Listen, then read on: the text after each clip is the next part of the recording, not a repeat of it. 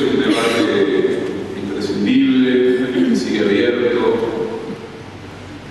Es un debate para nada sencillo. En términos de reflejo espontáneo, creo que la mayoría de nosotros sentimos la necesidad de plantear una protección de la tierra, de la naturaleza, de aquellos que viven, sobre todo en las zonas donde la minería se ha convertido en una de las matrices de ciertas formas de explotación extractiva.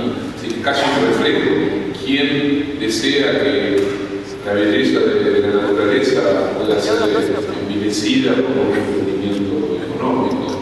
Parece que incluso los propios dueños de las minas dirían: no, nosotros queremos proteger la naturaleza.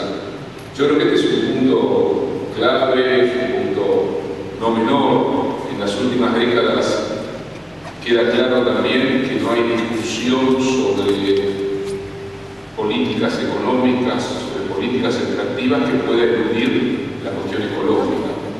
50 años atrás, o 40 años atrás, o hasta 30 años atrás, era un tema de algunos locos alemanes, europeos que estaban por allí hablando de ecología, pero queda claro que se ha convertido también en un tema social, político, cultural y también en muchos casos de supervivencia fundamental. Lo vemos entre las comunidades de pueblos originarios, no solo en Argentina, sino en Bolivia, en Ecuador, en Brasil, en Colombia, en Chile. Hay un debate, pero también vemos cómo gobiernos de matriz popular, democrática, pienso por ejemplo en el caso de Bolivia y en el caso de Ecuador, se enfrentan a un dilema, a una discusión no menor. ¿Cómo garantizar el derecho de la tierra y el derecho de las comunidades y al mismo tiempo garantizar el crecimiento económico que genere las condiciones para una mejor distribución de la riqueza en esas sociedades que tienen núcleos de pobreza muy duras? Es decir, cómo encontrar, no sé si la palabra es sustentabilidad, es una palabra complicada, sustentabilidad, equilibrio, cómo encontrar la relación entre algo que tiene que ver con la vida contemporánea, tiene que ver con la creación de riqueza en casi todo el espectro de la sociedad actual, porque sin minería efectivamente no podría estar hablando con ustedes a través del micrófono, no podríamos tener la vida que tenemos, sobre todo en las grandes ciudades, pero también en el mundo agrario. Pero la pregunta inquietante es cómo logramos sostener una política que no renuncie a la minería y al mismo tiempo defendemos el derecho de la tierra y el derecho de los habitantes a ser escuchados a la hora de decidir sobre determinadas políticas, prácticas o tecnologías extractivas. Yo no soy un especialista, hablo casi desde, si ustedes quieren, desde cierto sentido común y desde mis convicciones ideológicas, políticas. Tengo mucho temor a un avance irracional en la explotación de ese reservorio minero que es la cordillera de los Andes. Tengo temor porque la mayoría de las grandes empresas mineras sabemos lo que son, sabemos qué intereses han defendido, sabemos la historia trágica y sangrienta de la minería. Ustedes no están muy lejos de un emblema del genocidio como era la Potosí del siglo XVI y del siglo XVII. Hay una historia en América Latina de la minería, hay golpes de Estado en nombre de la minería, hay riquezas extraídas a sangre y fuego en nombre de la minería. Pero bueno, también hemos dado un salto cualitativo, hemos entrado en otro momento de nuestra historia. Yo creo que hay recursos para que los estados nacionales y provinciales puedan encontrar modos de plantear políticas extractivas que signifiquen, por un lado, escuchar el derecho de quienes viven en esas zonas y proteger la naturaleza, y por el otro, generar las condiciones para que la riqueza que se extraiga de las minas vuelvan fundamentalmente sobre el país y no se conviertan en riquezas que salen rápidamente del país. Este es un gran desafío. Creo que todavía el gobierno nacional está por detrás de este debate. no lo ha sabido o no lo ha podido o no lo ha querido encarar fuertemente todavía. Por múltiples razones, seguramente. Porque también entiendo algunas de las razones de algunas provincias que sin la minería no tienen o no encuentran alternativas. Y que por lo tanto, para muchos de aquellos que dicen es muy fácil ser virtuosos, cuando uno no compromete su propio cuerpo y su propio patrimonio en el hecho de ser virtuoso. Yo puedo decir, defendamos a las ballenas, que sigan los delfines viviendo, pero estoy tan lejos que me siento muy bien y por la mañana puedo tomar un jugo de naranja, comer un cereal, ver la televisión y ver cómo crece la miseria y la pobreza en el mundo. Pero yo soy virtuoso porque entiendo la naturaleza. Hay muchos que virtuosamente defienden la naturaleza, pero que no plantean qué hacer y cómo hacer para que esos pueblos o esos espacios territoriales encuentren las formas de compensación económica que a su vez genere una distribución de esa riqueza y genere vidas más dignas para esas sociedades. Porque hay que plantear, junto con el problema, modos de solución. Si no, es muy sencillo. Por eso, yo frente a la pregunta, planteo estas cosas, planteo que tiene que haber, incluso las mineras, creo que lo llaman permiso social, ¿no? Porque incluso ciertas mineras saben que actuar en contra de los actores concretos de las regiones donde se está desarrollando la minería es finalmente plantearse un problema muy grave. Y algunas mineras retroceden cuando hay una protesta social significativa, porque necesitan negociar con esas comunidades. Entonces yo creo que hay que buscar la artesanía que permita, insisto, desplegar una política minera que no es menor para la creación de riqueza en nuestra sociedad y para generar procesos de industrialización también. De nada serviría la minería pura y netamente extractiva y recriminalizadora. Yo lo dije algo que también es fundamental. El único país de Sudamérica que no ha recriminalizado su economía es la Argentina. La Argentina en estos años ha vuelto a reconstruir su aparato industrial y sería muy poco inteligente e interesante que se avale un tipo de desarrollo económico que es pura y exclusivamente primario o primarizador de la economía. También es el problema de la soja, no solo la minería, también es el problema de la soja. Sabemos que aquello que ingresa por las exportaciones de soja en parte se vuelve necesario e imprescindible para cualquier proyecto de reindustrialización, pero también sabemos de los problemas que suscita la expansión de la frontera agrícola.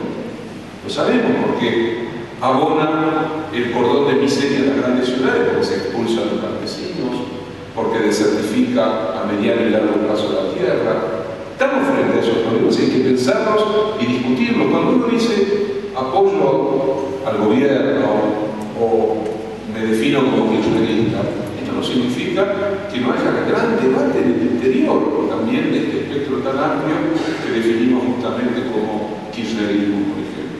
Claro que hay un debate sobre modelos políticos, modelos económicos, modelos extractivos, modelos de industrialización, imprescindible, necesario, pero hay que tener mucho cuidado, insisto, con la lógica de la buena conciencia, ¿no? En que desde la distancia absoluta y el no compromiso y la no responsabilidad plantea una crítica que no tiene alternativa.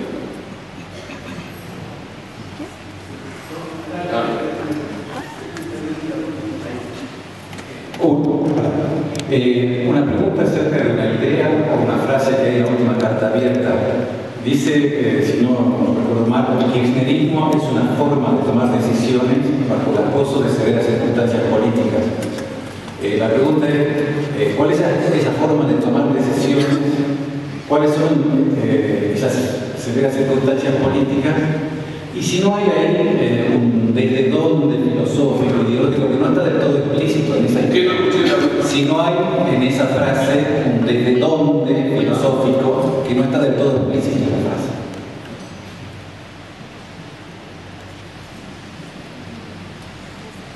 Voy a tratar de ser breve, porque es una pregunta completa. Algunos piensan que los procesos históricos son una sucesión ordenada y acumulativa, que las cosas suceden porque tienen que suceder, y que cada etapa en realidad es la consecuencia necesaria de la etapa anterior, y que hay una suerte de evolución o de progreso o de elaboramiento a lo largo del recorrido histórico de una sociedad. Yo soy de los que piensan que, por supuesto, siempre hay grandes, siempre hay aquello que generó determinadas condiciones, pero que hay momentos de la vida de una sociedad, de un país, donde acontece lo imprevisto, lo anómalo, lo inesperado, lo que rompe cierta repetición y cierta inercia. ¿Qué quiero decir con esto? Néstor Kirchner llegó a la presidencia de la Nación no solo por el 22% de los votos, sino bajo la condición de lo inaudito, de lo azaroso. Ustedes saben perfectamente que si el famoso corredor de Fórmula 1 hubiera aceptado la candidatura, hubiera ganado en primera vuelta con el 60% de los votos.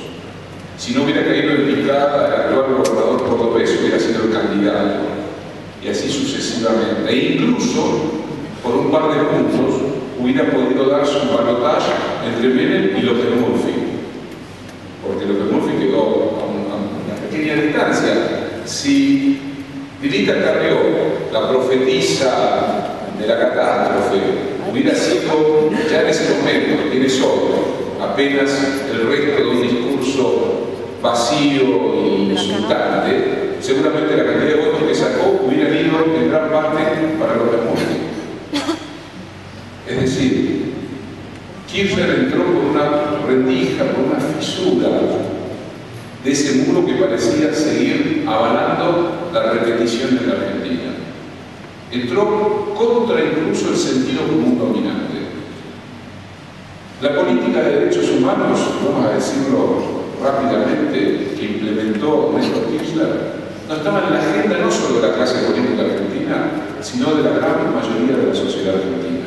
Los movimientos de derechos humanos resistían minoritariamente a un deseo mayoritario de cerrar los expedientes de la memoria histórica. Néstor Kirchner inició lo que algunos han llamado un gobierno de fuerte tono decisionista, es decir, ponerse a la altura de una época que solo le podía dar legitimidad si iba contracorriente, pero que en ese ir contracorriente tuviera la capacidad de generar una transformación real de la vida de los argentinos. Cada acción que tomó Néstor Kirchner vino a revertir la hegemonía, no solo económica, sino cultural, de los últimos 30 años de la historia argentina. Pero cuando uno dice neoliberalismo, no dice solo transformación estructural de la economía, valorización financiera, etcétera, etcétera. También dice una profunda transformación de las conciencias, de las subjetividades, del sentido común. Néstor Kirchner vino a quebrar ese sentido común, vino a romper una inercia y una hegemonía económico-cultural, vino incluso a quebrar algo que era propio de la democracia argentina, que era la absoluta debilidad frente a las corporaciones. Tuvo, yo diría que una época, y sobre todo los primeros años, en el que los actores principales tuvieron que dejar hacer, por las condiciones de la que emergía la Argentina posterior al 2001. Pero el momento que vuelve a cortarse el núcleo de lo que está en disputa en la Argentina es el 2001. Yo recuerdo que la primera vez que vino Néstor Kirchner a carta abierta fue el sábado anterior al voto no positivo. Dijo, entre muchas cosas, habló largo ese día y con una, entre comillas, extraña calma para aquello de la crispación que lo atravesaba. Dijo, entre muchas cosas, una frase que me llamó la atención, que nos llamó la atención. Dijo, vamos a tener que agradecerle a la mesa de enlace lo que está haciendo con nosotros. Una frase, a ver, estás en el horno, están cortando todas las rutas, no sabés qué te va a pasar en el Senado, pero ya se intuía que la cosa venía mal, y pronuncia esa frase. ¿Qué quería decir esa frase? Estaba diciendo, se están poniendo en claro las cosas que están en juego en Argentina. Y está emergiendo un proyecto político que tiene su caudal en lo mejor de la tradición del peronismo, pero que necesitaba una lengua y una mística propia también en un determinado contexto histórico. Necesitaba ese punto en el que se expresara por primera vez después del 55 que un gobierno democrático no estaba dispuesto a retroceder ante la presión y el chantaje de las corporaciones. Esto fue nuevo, inédito en la historia contemporánea argentina. La mayoría de nosotros tiene memoria de la vida política argentina, yo al menos desde el comienzo de la década del 70 en adelante, otros que son bastante más viejos que yo, desde antes, saben que todos los gobiernos democráticos, todos absolutamente, o aceptaron el chantaje de las corporaciones, pero de todas maneras fueron expulsados, ubicados, o como la aceituna una vez que Caracomés dejase el carozo por ahí, o fueron brutalmente sacudidos por golpes de Estado. Incluso bajo democracia, ya después de la recuperada la democracia en diciembre del 83, los gobiernos democráticos, no hablemos del de Menem, que hizo lo que hizo porque se puso absolutamente a disposición de lo que las corporaciones y el establishment económico querían para la Argentina. Tanto el gobierno de Alfonsín como el fallido gobierno de la Alianza, fallido por muchas cosas, incluso por su propia miserabilidad también, no fueron ni siquiera respetados por las corporaciones. ¿Recuerdan ustedes que se descargaban las vestiduras cuando murió el doctor Alfonsín, diciendo que hombre de la democracia, padre de la democracia? Eran los mismos que una tras otra le destruyeron la base económica a Alfonsín cuando Alfonsín al comienzo de su gobierno bajo el ingenio de Grinspoon intentó todavía un modelo de desarrollo nacional. Eso fue bombardeado sistemáticamente, destruido, y después vino la hiperinflación, el golpe económico. Entonces con esto quiero decir que efectivamente lo que nosotros decimos ahí es que este es un gobierno que frente a lo que está en disputa, frente a los chantajes y las presiones, y en los momentos de dificultad no la puerta. Recuerden ustedes, después del voto no positivo, se salió con la recuperación del sistema jubilatorio y la nacionalización de las líneas argentinas. Después de la derrota electoral de junio del 2009, se salió con el camino que terminó la aprobación de la Ley de Servicios Audiovisuales y con la decisión de implementar la asignación universal, y se avanzó a lo que después iba a ser la reforma de la Carta Orgánica del Banco Central, y después del 2010 también se avanzó sobre la política de derechos civiles con la Ley de Matrimonio Civil Igualitario. Por esto quiero decir que este ha sido un gobierno, que esto hay que volver a decirlo siempre, que no se confunda. No es un gobierno que esté dispuesto ni a replegarse, ni a aceptar que por fuera de la legitimidad democrática se le impongan condiciones. Las únicas condiciones que se pueden imponer a una sociedad son las que dan derecho del voto. Si no pudieron ni supieron, cuando fueron supuestamente mayoría, después de las elecciones de junio del 2009, crear ese famoso grupo A que iba a venir a alimentar de república al Congreso de la Nación, no es culpa del gobierno nacional. Es también otro imaginario que recorre el discurso actual, cuando se habla de la oposición. La oposición son muchos fragmentos. Hay derechas, izquierdas, centros. No es todo, no hay un 45% de argentinos que piensan lo mismo porque no votaron al kirchnerismo o al Frente Patriótico. No es así de ninguna manera. Y eso quedó demostrado, entre otras cosas, en esa misma elección y en la fragmentación de la oposición. No hay nada más difícil que generar los consensos en el interior de la fuerza política para convertirse en mayoría. Que lo demuestren. Entonces lo que decimos ahí es que también hay peligros. Que esto no es un camino por la facilidad de la historia, no, muchas dificultades. Por supuesto que las hay. Y en esas dificultades también sabemos que hay una fuerza o una matriz interesante e importante del kirchnerismo, del gobierno nacional, que ha impuesto en la vida democrática argentina algo que va a ser una ganancia para cualquier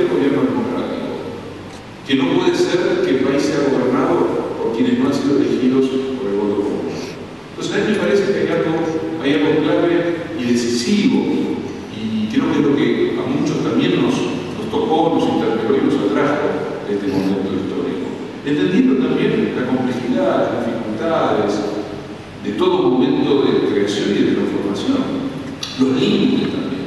Esto es parte de la vida política, pero por eso en esa carta también, y no nos equivocamos, después del 54% de los votos, vino el intento evaluacionista, vino la fuga masiva de capitales, vino el intento de imponer un giro en la política económica. Hace poco lo hemos visto, lo vimos desde el discurso del odio que se despliega sistemáticamente, más el imaginario de la cacerola como fundador de la Sagrada República, a lo que sucedió con el plan del prefecto, lo que está pasando con la fragata Libertad en Ghana.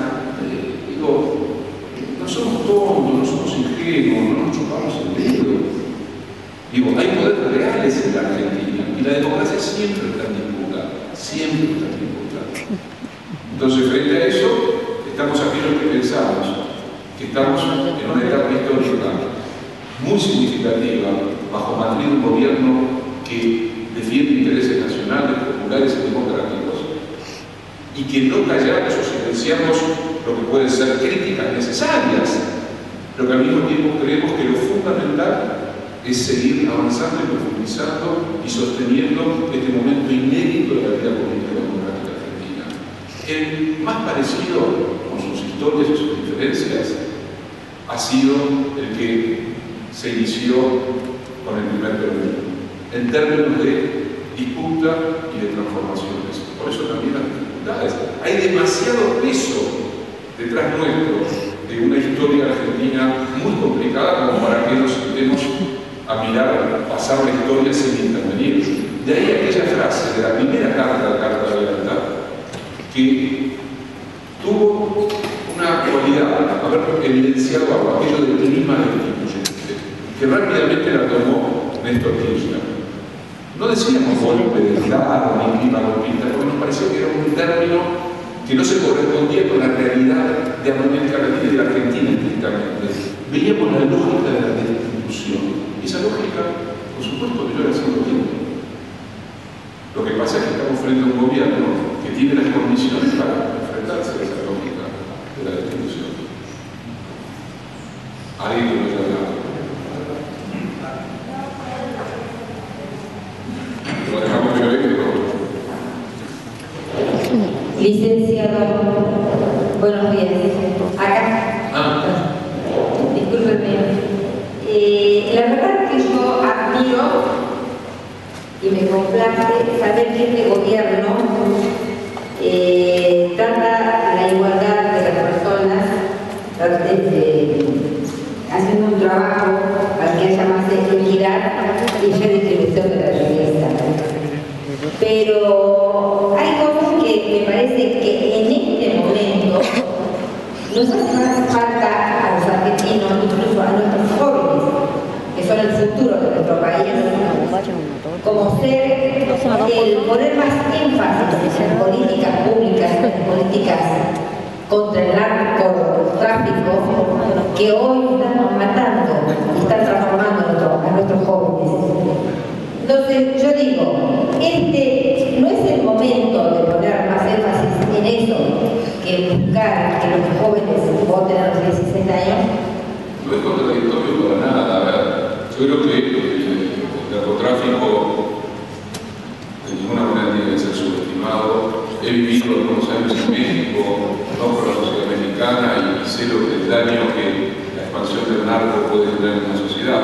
También he visto las políticas supuestamente represivas y la utilización de las Fuerzas Armadas como supuesto mecanismo para combatir el narcotráfico que ha terminado esa política. Un fracaso brutal y en muchos casos la complicidad y la corrupción del interior de las Fuerzas Armadas por el propio narco.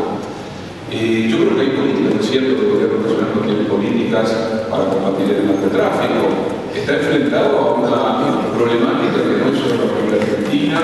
Nunca hay que perder de vista que el primer país consumidor del mundo es Estados Unidos de Norteamérica, que sin el consumo de drogas en Estados Unidos, la vitalidad del narco sería otra. Por lo tanto, lo mismo que supuestamente dicen combatirlo, termina siendo cómplices del narco, y hay que estar las historias Yo diría que, a ver, que se amplíe el derecho no va en detrimento con la necesidad de preocuparse por la trata de blancas, por el narco, por el alcoholismo. O sea, yo creo que la transformación de la sociedad tiene que incluir todo, tiene que incluir la ampliación de derechos, tiene que incluir que hagamos de la construcción personal un debate público e indispensable en torno a lo que acaban de hacer los hermanos uruguayos, en torno al derecho de las mujeres a decidir sobre su propio cuerpo. Que no es posible que un juez con una cautelar e incluso vaya contra la decisión de la Corte Suprema de la Nación. Yo creo que eso hay que discutirlo. Y claro que tiene que también plantear sus objeciones porque piensa distinto. Para eso vivimos en democracia. La democracia es un lugar donde todos tienen derecho a exponer sus premisas, pero donde la legislación nace de un acuerdo de las grandes mayorías. Si una minoría quiere seguir viviendo bajo su propia mirada del mundo, tiene todo el derecho a hacerlo, pero no se le puede imponer al conjunto de la sociedad. Entonces, con esto quiero decir que, por supuesto, que los mecanismos de la lucha contra el narco son fundamentales. Voy a agregar algo fundamental. Hay una gran deuda de la democracia, desde el 83 hasta incluyendo, por supuesto, el gobierno nacional y los gobiernos provinciales, que es la deuda en relación a transformar de raíz a nuestras fuerzas de seguridad. Nuestras fuerzas de seguridad son parte del problema. Son parte no solamente de la expansión del narco, sino de diversas formas de violencia y de estructuras delincuenciales de nuestra sociedad. Da una gran deuda de la democracia que es muy difícil de subsanar, porque entre otras cosas la dictadura dejó una bomba de tiempo que sigue estallando en el interior de esas instituciones. Entonces yo digo, sí, hay que construir políticas para generar que nuestros jóvenes no sean atrapados en el consumo de drogas. Pero esas políticas siempre tienen que estar colocadas en el interior de un avance sistemático en la construcción de derechos, en la democratización de las sociedades, en la restauración de una vida social que sea digna de ser vivida, con trabajo, con mejor distribución, con un Estado presente, etcétera, etcétera. Pero por eso digo, me parece que no son en absoluto incompatibles.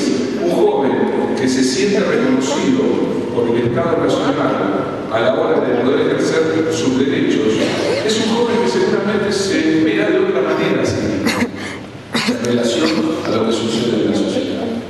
Entonces me parece que, es más, yo diría que la ampliación del derecho de voto implica incorporar a una cantidad de jóvenes fuertemente a la legitimidad política. Y esto me parece que es algo interesante y valioso que, por supuesto, no resuelve el problema del narcotráfico, no lo resuelve.